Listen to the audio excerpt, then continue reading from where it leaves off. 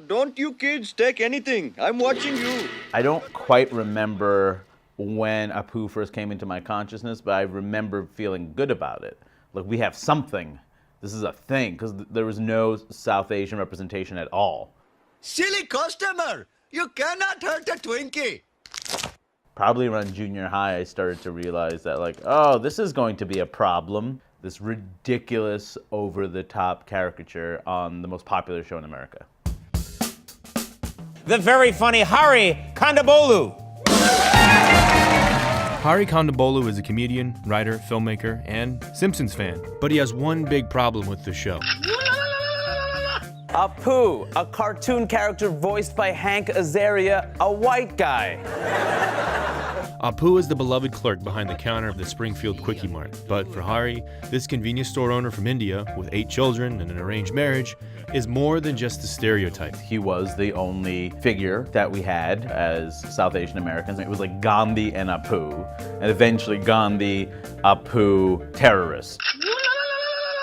How many of you had to deal with being called Apu or that being referenced? Hari made a documentary about Apu and the problem with how minorities are depicted in popular culture. Cabby, cabby, cabby, deli, deli, deli. Doctor. We brought Hari in to watch some Simpsons. We wanted to know, what makes Apu so offensive, especially on a show that makes fun of everyone? Let me turn the volume up a little bit. Okay, cool. Okay, ready? Yeah. She is. There she is, the world's first convenience store. Ah, there we go. There we go. Nothing is sacred. Must be dumb on everything we do. God forbid that we're not subservient in India. Okay. I hope this has been enlightening for you. But I must. Thank you. Come again. But thank you. Come again. And the catchphrase. We're fundamentally defined in this show as part of the service class. Like, all these people work at convenience stores. Yeah, imagine if you get to India and there was like the biggest convenience store there, because they all work in convenience stores. I mean, some of the stuff, I just try to imagine the white writer's room and them saying the joke and then everybody laughing. was accepted There's for gonna be a graduate snake. studies. Yeah, there you go. Like that Snake. I always get taken out when it's the corny Indian joke. I'm like, oh, that's funny. Oh, that's funny. No change without purchase.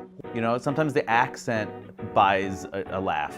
Sometimes a misunderstanding, a mispronunciation. It's always, I am other, and that's why it's funny. Here, let me wrap this wet towel around your head. Go, y'all.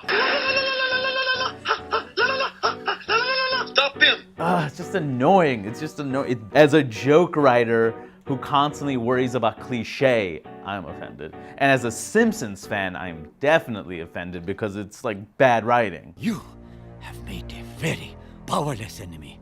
When people say there's equal opportunity offense, they ignore the fact there aren't equal opportunities in this country. Bonjour, you cheese-eating surrender monkeys! Groundskeeper Willie is often the example that's used. I mean, he is totally an over-the-top, ridiculous caricature. But I think Apu differs from maybe other caricatures because he was the only figure that we had as South Asian Americans. Oh, this time I've gone too far.